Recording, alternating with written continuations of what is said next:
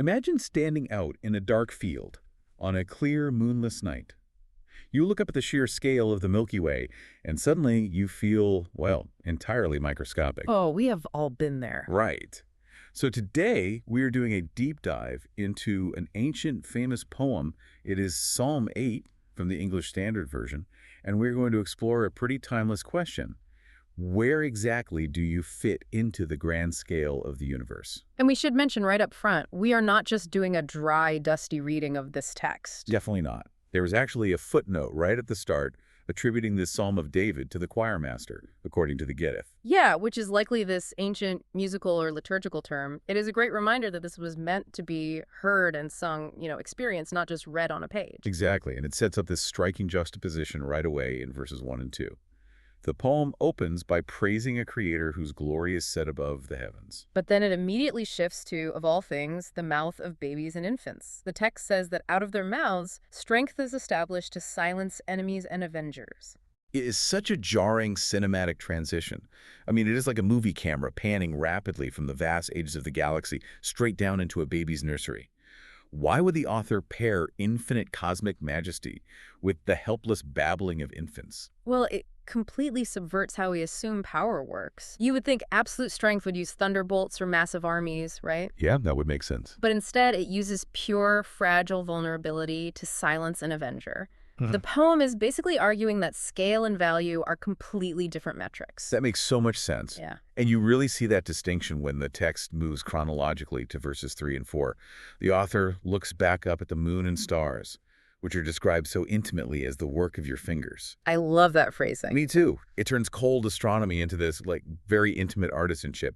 But then he asks the ultimate existential question: what is man that you are mindful of him, and the Son of Man that you care for him? Which is exactly what you feel staring up at a dark, starry night sky. Utter insignificance. I mean, I have to ask, is the text merely designed to make humanity feel small and irrelevant?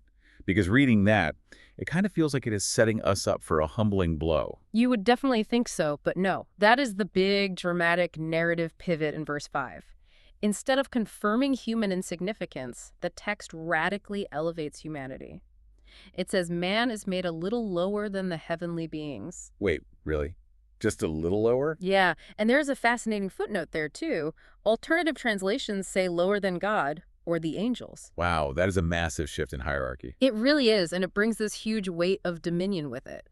Verses 6 through 8 explain that humanity is crowned with glory and honor and granted dominion over all creation. Putting sheep, oxen, beasts of the field, birds, and fish passing along the paths of the seas under his feet. Right, literally everything. I do want to push back on that phrasing a little bit, though.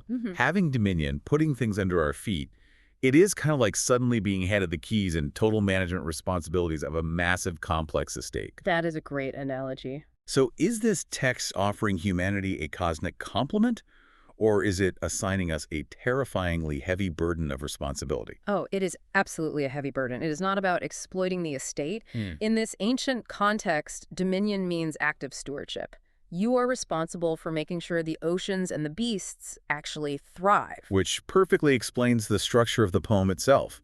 Verse 9 perfectly mirrors verse 1, saying, "O Lord, our Lord, how majestic is your name in all the earth." It creates this beautiful poetic bookend that frames everything we just talked about. It really does, and I think that is the core takeaway for you listening today. This ancient text validates a profoundly modern paradox that you might feel. Yeah, the experience of being simultaneously microscopic in the vast cosmos, yet incredibly important. Exactly, and deeply responsible for the physical world around you.